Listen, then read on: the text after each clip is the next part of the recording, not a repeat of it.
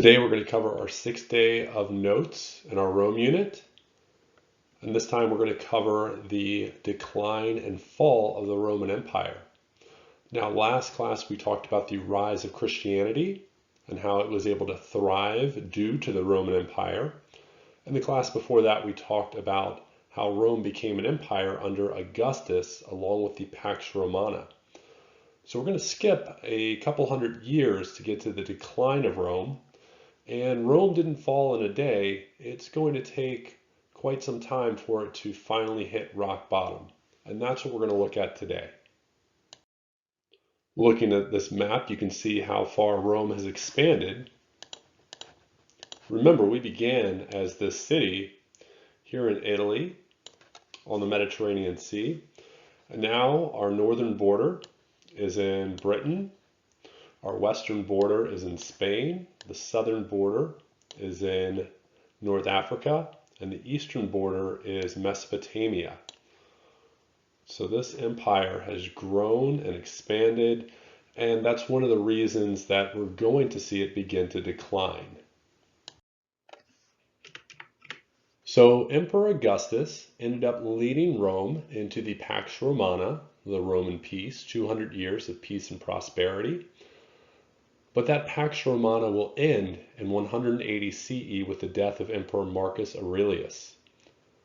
And over the next 100 years, power was held by a series of short-lived, weak emperors, and they were not able to control the Roman Empire.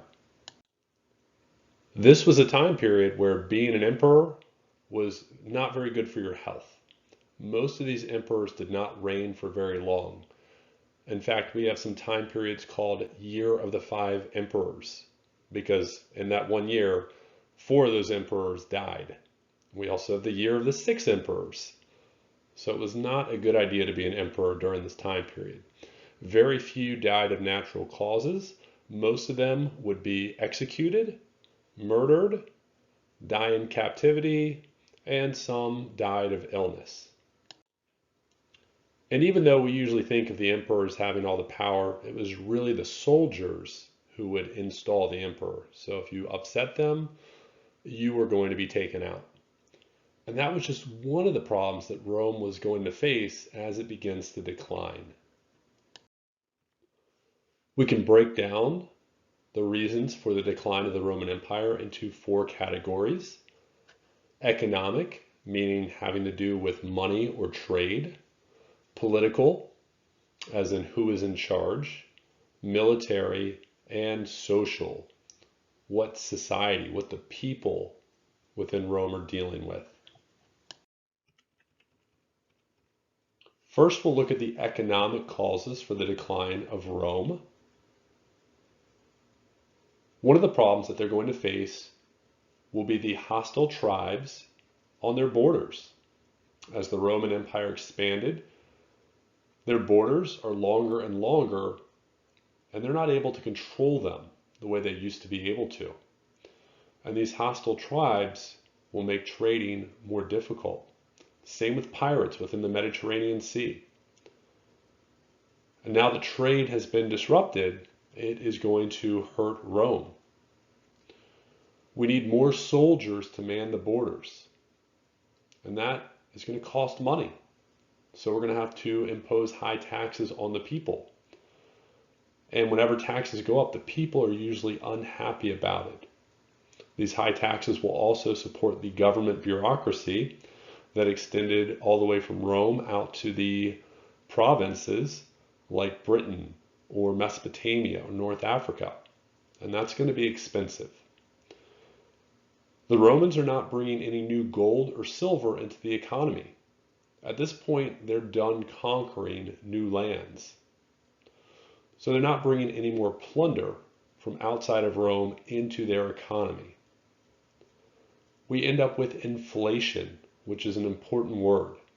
Inflation is the drop in the value of money and the rise in prices.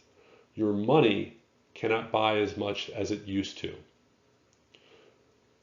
We see this in Rome because they're going to use less silver in their coins. So as Rome had less access to silver, they would use more nickel and other metals in their coins instead of silver. But merchants knew that was happening, so they would require more coins for the purchase of their goods. So if you were able to buy one loaf of bread with one coin, as inflation is going on and this money loses its value, prices are going to rise, maybe a month later it costs 5 coins to get that same loaf of bread. Within a year, it's 20 coins to get that loaf of bread. And that's the inflation that the Romans were experiencing. We have inflation today in our economy. Anytime you have a growing economy, there is some inflation, but ours is very low. Around the year 2000, when I was in high school, lunch cost $1.65. And today, some 20 years later, it's now $3.25.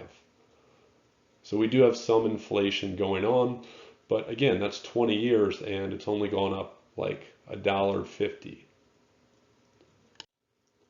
As we saw in the notes on the fall of the Republic, the middle class is going to become more and more poor, and they will lose their land. And that, again, goes along with the reliance on slavery within the Roman Empire.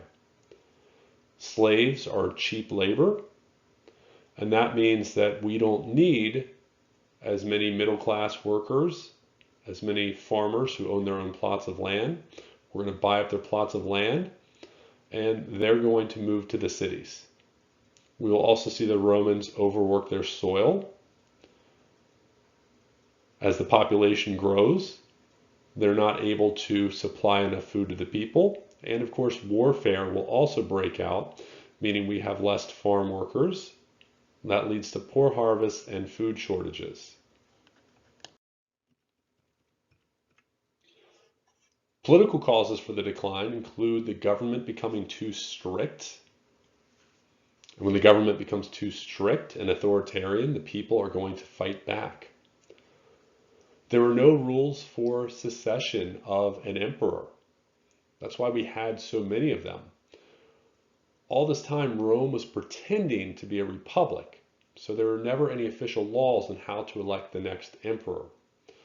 Sometimes it was a son, sometimes it was the Roman army installing an emperor. And that meant that the Roman army could take them out whenever they felt like it. We had many corrupt officials. Some of those governors were making sure they skimmed some of that tax money off the top for themselves.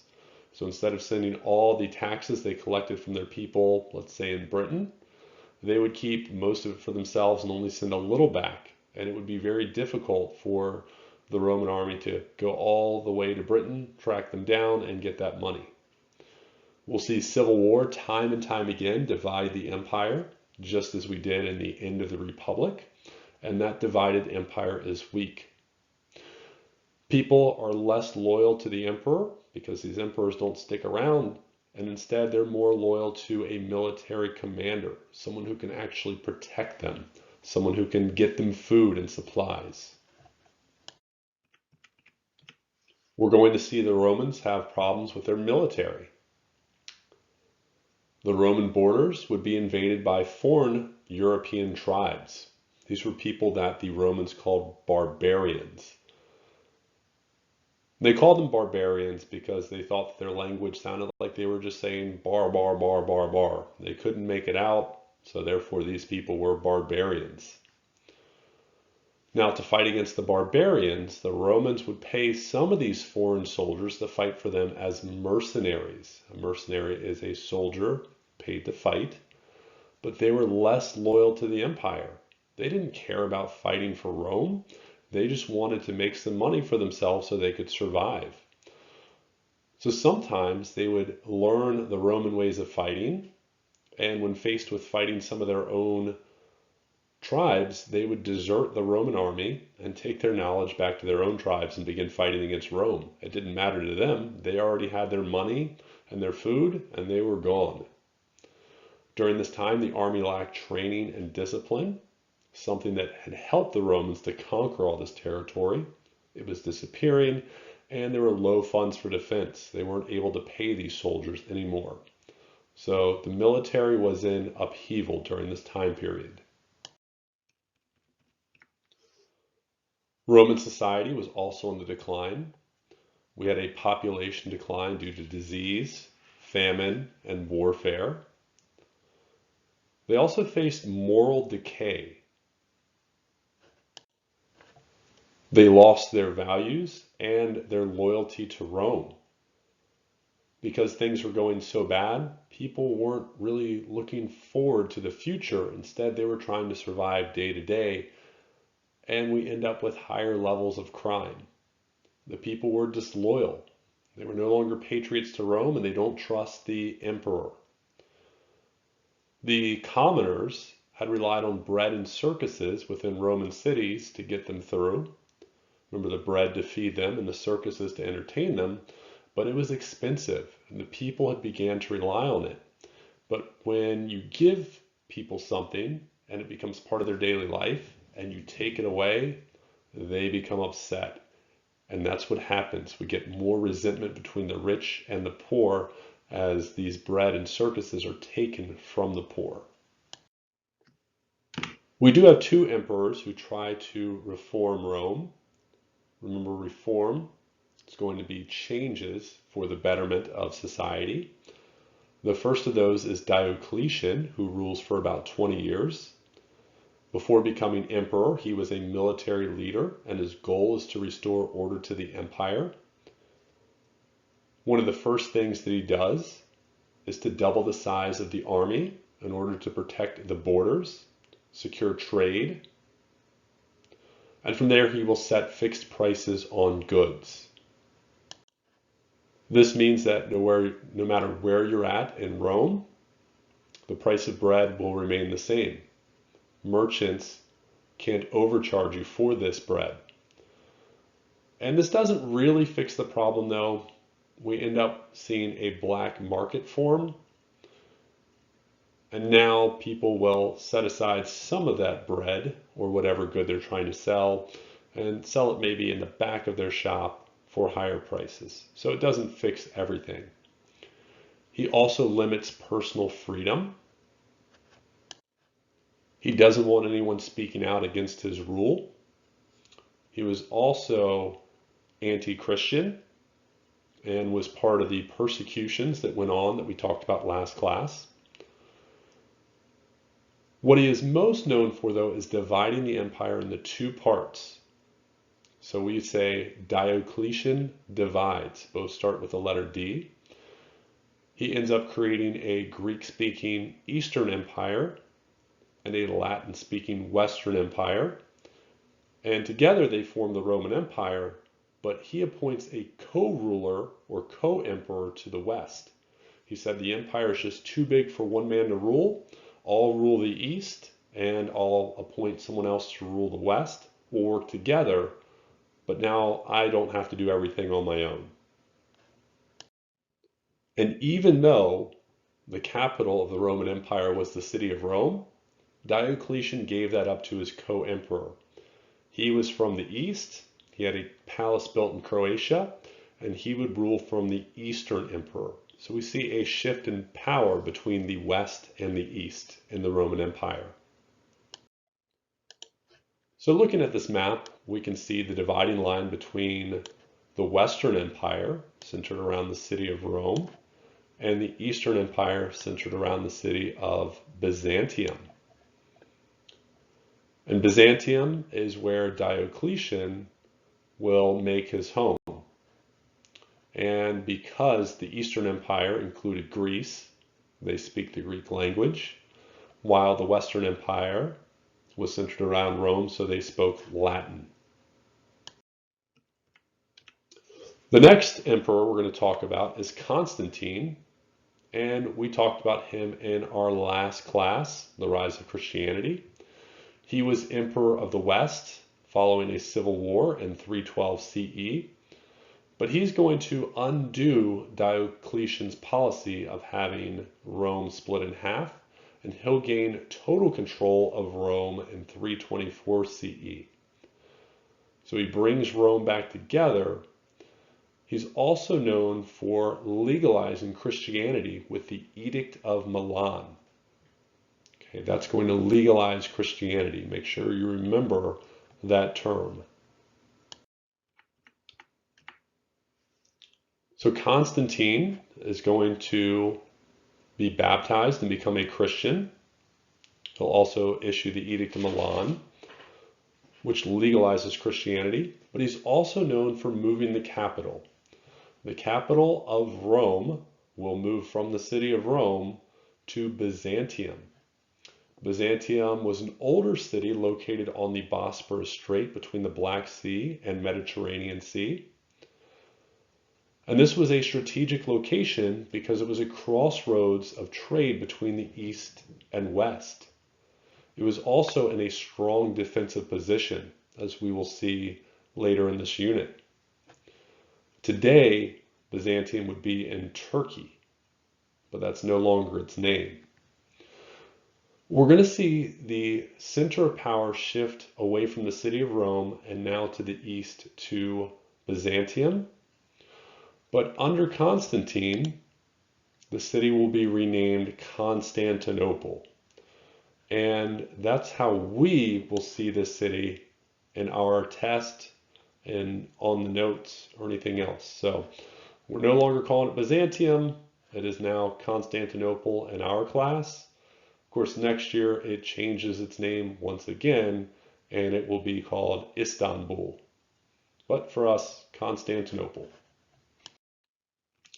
So looking at the map, you would find it right here. So again, it's a crossroads of trade. If you're in the Mediterranean, you've got to sail through Constantinople to get to the Black Sea. If you're trying to trade by land and you want to get to Europe, you're going to have to travel through Constantinople. And Constantinople is in a good defensive position because it's a peninsula. So there's only one way to get in by land, and they build several walls to protect it from invasion. And it will be invaded often, but they're going to be able to turn away most threats.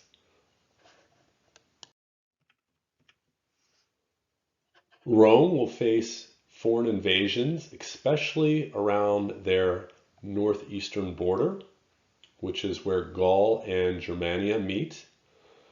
And it's hard to control that border because those barbarians, the Germanic peoples, are fleeing the Huns. We'll talk about the Huns in just a little bit, but if the Romans were afraid of the barbarians, they were even more afraid of the Huns, who they scared everybody. So these Germanic tribes were trying to flee from the Huns, and they invade the north and the east. We've got the Visigoths, the Ostrogoths, Vandals, Anglo-Saxons, Jutes, Franks, and Burgundians, all different groups trying to flee Germany, trying to get out of the way of the Huns who are marching through, because the Huns were like the ultimate barbarians and just scared everybody else. And the Romans can't fight against all these groups. They end up having to surrender their territory. They give up Britain, Spain, and Gaul and focus on their territory in Italy and Greece. So looking at this map, we can see that we have the Huns, kind of that barbarian supergroup who was just forcing all the other barbarians out of their way and into Roman territory. They're going to attack the Roman Empire in several key positions. They're going to attack the city of Constantinople. They fail to break in. They'll also try to attack Italy itself. And all the while, all these other barbarian groups are in Roman territory fighting for whatever scraps they can get from the Romans. They're just trying to survive, groups like the Visigoths and the Franks. So right now, Europe is in chaos with all these different groups moving around, just looking to survive. So the Visigoths were the Germanic tribe who move into Roman lands. They're looking for food. And they think that if they sack the city of Rome and conquer it, they'll have all the food that they need. But they don't realize that the Romans are in such a bad way, there's no food there. So in 410 CE, the Visigoths attack the city and take it. They only stay there for 3 days because they don't find what they're looking for. There's no food. The Romans living in the city are already starving. So the Visigoths leave the city after attacking it and have to go back to look for food somewhere else.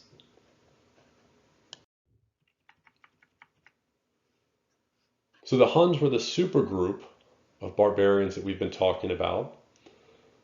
The Germanic tribesmen and the Romans feared the Huns and just tried to stay out of their way. Now the Huns were originally nomads who had come from Central Asia, moving west, wreaking havoc. And they were led by Attila. They would raid all throughout the Roman Empire. Attila's nickname was the Scourge of God, meaning he was a punishment sent down by God on the people. His army consisted of over 100,000 soldiers, and he attacked 70 cities. He attempted to conquer Constantinople but failed. The defenses of Constantinople were too strong, so instead he turned his attention to Italy, and he tried attacking Rome in 452 CE. But famine and disease within his army kept him from conquering it. His soldiers were dying due to sickness and not having enough food. And it'll force the Huns to retreat, especially after Attila dies in 453 CE, and their leadership pretty much falls apart. So here we have the Huns. They would move their structures with them. They were yurts. They could be transportable because these people were nomads. They were used to not having a permanent home. If you watch the movie Mulan, the bad guys in the movie were called Huns, but they were misnamed. They should have been Mongols, as the Mongols were the group who lived north of China. Both groups do come from the steppe and were probably related to some extent.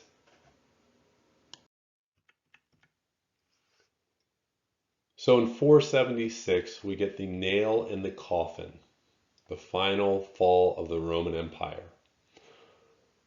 There are 2 dates in this unit we need to remember. The first was 753 BCE. That was the founding of Rome. 476 CE is the fall of Rome. In 476, Germanic tribes sack Rome once again, but this time the western half of the Roman Empire is finished. Italy falls. The last emperor in the west was named Romulus Augustus, and he is ousted. He was a 14-year-old boy, and we don't really know what happened to him. He probably was killed and hidden away, but we don't really know. He's just gone, vanishes from history. And with him, the Roman Empire in the West is finished, but the Eastern Empire will continue for another 1,000 years with their capital at Constantinople. For us, we call this Eastern Empire the Byzantine Empire to separate it from the rest of Roman history, but the people living in the Byzantine Empire, they would have continued to call themselves Romans, and they saw themselves as not just a successor to Rome, but Rome itself. So with the fall of Rome, the next class we will talk about Roman legacy. What did the Romans leave behind that we still use today? And that will help us to review for our test. So that's what we're going to be getting ready for next class.